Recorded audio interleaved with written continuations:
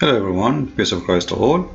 In this video we will speak about what the Muslims always they come to us with. Your Bible is corrupt.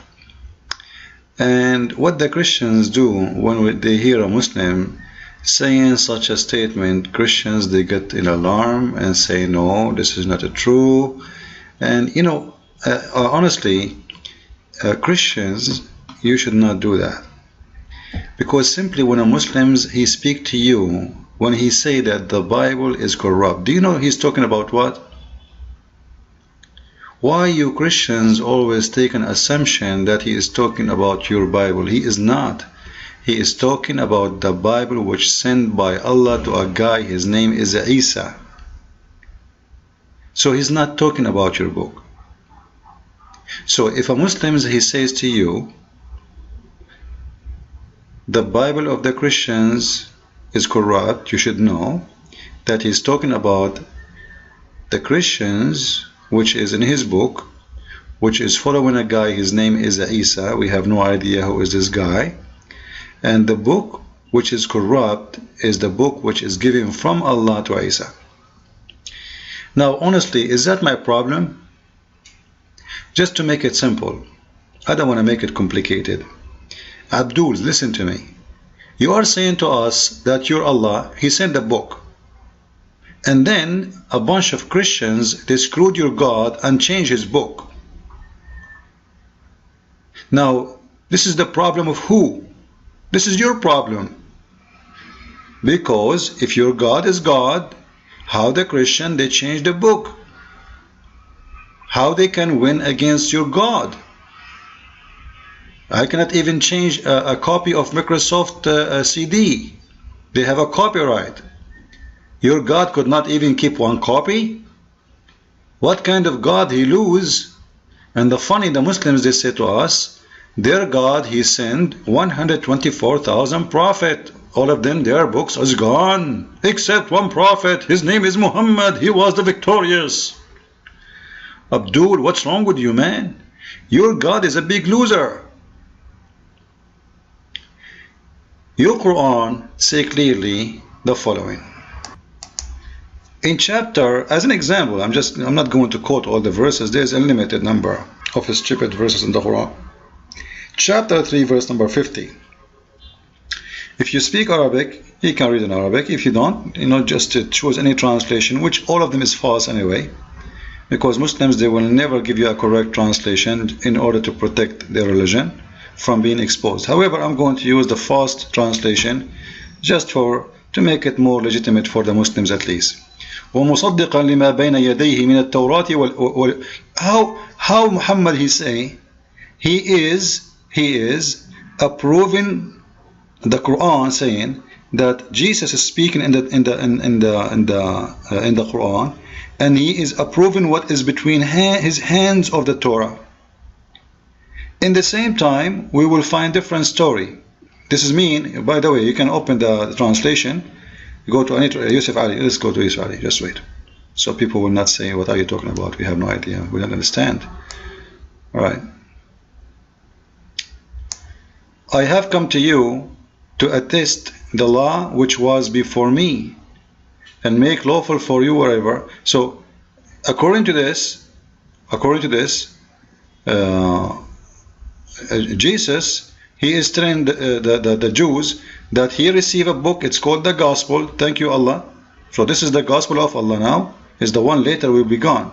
Remember, Muslims, when you talk about the Gospel is corrupt, you are talking about the Gospel of your God, Allah, the God of all the Abduls, not our God. So Christian should not defend this story here, because simply this is the Gospel of Allah. And if Allah cannot protect his words, this is his problem, not my problem. Actually, this is enough proof that Allah cannot be God. You see, the Quran itself says, وَلَا مُبَدِّلَ لِكَلَامِ اللَّهِ. Nobody can change the words of Allah. Nobody can change the word of Allah. The Quran says that. And then you want to tell me that Allah, his word change? The Muslim, they will say to you, that verse mean the Quran. Why mean the Quran? It doesn't say the Quran. It says nobody can change the words of Allah. Let me show you the verse. There's three verses speaking specifically that no one can change the words of Allah, and it doesn't say anything about the Quran. Alright? وَلَا مُبَدِّلَ لِكَلِمَاتِ اللَّهِ, chapter 6 verse number 34, chapter 6 verse 115, and the chapter 18 verse number 27. And by the way, what kind of God is God? He keep repeating the same verse over and over and over. You know? Anyway, welcome to the Quran. And none can change his words. Do you see it? This is your Muslim translation. None can change his words. His words. It doesn't say the Quran.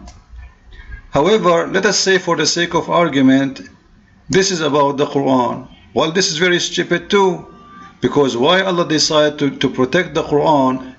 Why He don't say the sentences about the Gospel, the Torah? Does it hurt Him? Why He allowed those books to be corrupt? If it's just an easy word, He can just say, you know, no one can change the word of Allah, and that's it. Nobody can change it. So just to make it simple, if Allah is saying no one can change His words, and you are saying to me, we can, and you did already change His words, it's mean your God is a potato God. He's not God. Secondly, you are not accusing me with my book when you say that, because according to the Quran, the Gospel is sent by Allah. If you're Muslim, you will say to me, no, it's not sent by Allah, it's sent by the God of the Christians. Okay, thank you very much. This is mean you just admitted that Allah is not God, and the one who sent the true Gospel is my God, not Allah. So if you accept that this is your God who sent the Gospel, and then you accept that as an example, this verse in here, Jesus saying that He is saying to them, I assure you, I accept what I have between my hands. And He was speaking about what? Speaking about the Torah. But if we go to different verse, we will see the following. In chapter 4, verse number 46, and this one is speaking about the Jews, it says the following. Read with me. Of the Jews, there are those who displaced words from their right places. Okay, let us take this, that this has really happened. And the Jews, they displaced the words from their right places. Now, if you read the story, you will see that this doesn't match. Why? Because you just gave me a verse about Jesus saying that He agree and He approve the Gospel, which is, the Torah, which is between His hand. You know, here we go. In the front of your eyes. In verse number 50, if you don't like the translation of Yusuf Ali, we can change it, no problem. Which one sweet you, brother Abdul? Which one? Let us go to Biktal. Biktal, what do you want to say, Biktal? Okay, let's see what Biktal is saying. Here we go. And I came confirming that which was before me of the Torah. Okay, how he can confirm it if the Jews destroy it and they corrupt it? Like, come on. What's wrong with this book? This verse here is speaking about the Jews in the time of Moses. This is in the time of Moses, by the way. This verse here, in the time of Moses, you can go to the book of Ibn Kathir, and you will see the following. Here we go. Ibn Kathir. There was 70 men in the time of Moses, when they are, remember the 70 men who they are displacing the words from their you know. We go to different verse if you want. Chapter 2, verse number 75. If we go to this verse, chapter 2, verse number 75, the same drama. There is 70 men in the time of Moses who they changed to listen to Moses, and then they alter the word. Now, do they alter them by the meaning, or they alter them by word, mean writing?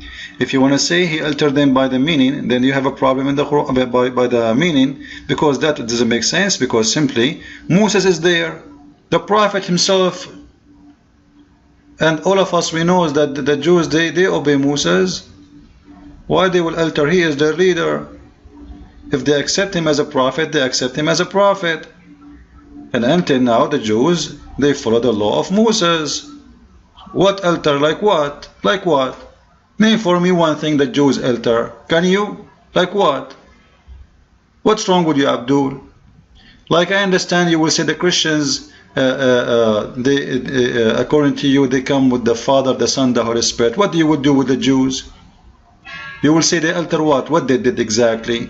Or you don't want to say to me the Quran says they worship Uzair? I challenge you to find me Uzair in the Torah. It is nothing but a fabrication. So simply, the Quran is nothing but a shish kebab, fattoush, falafel book, mixed up together. Muhammad, he could not find his name in those books. Those people, they rejected him. And then he come to us saying, oh, your book is, I don't accept your book. However, we can show tons of proofs. Even Muhammad, he take an oath, putting his hand over the Torah. He swear by the Torah. How you can swear by a book? It's corrupt, you idiot. Now let us continue. What about the gospel? Did Muhammad says, I confirm the gospel which is between my hands? Yes, he said. Let us see. In chapter 4, verse number 47, Muhammad, he is saying he confirmed 2 books, not only 1 book. 2 books. The book of the Jews, which mean the Torah, and the gospel of Jesus. You can read any interpretation or translation you want.